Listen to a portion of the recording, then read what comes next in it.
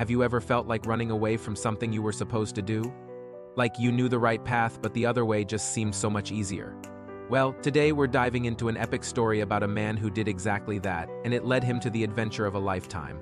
This is the story of Jonah and the big fish. Our story begins with a man named Jonah. God came to him with a very important mission. Go to the great city of Nineveh and warn its people. Their ways have become wicked, and I want them to change before it's too late. Now you might think Jonah would say, okay, on it. But he did the exact opposite. Nineveh was the capital of Assyria, a powerful and feared enemy of Jonah's people. The thought of helping them was just too much for him to handle. So Jonah decided to run.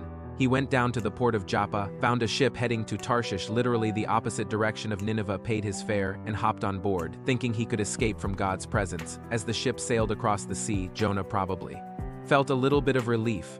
He thought he had outsmarted the plan. But you can't really run from a calling that big.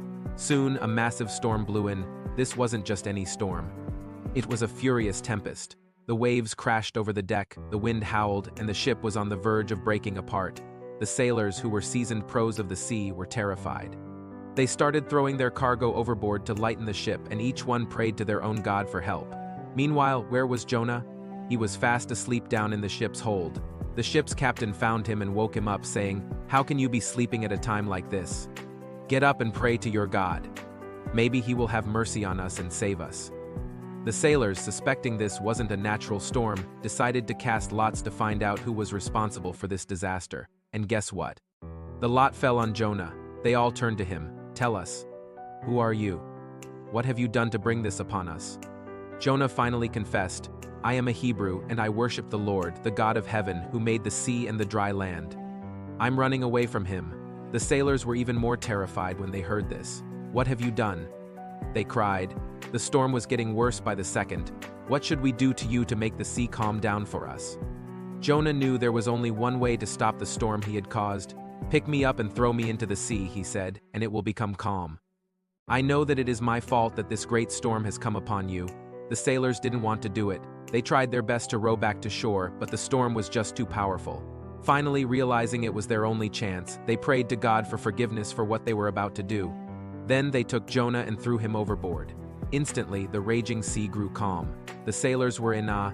They made vows and offered a sacrifice. Their hearts completely changed. But what about Jonah?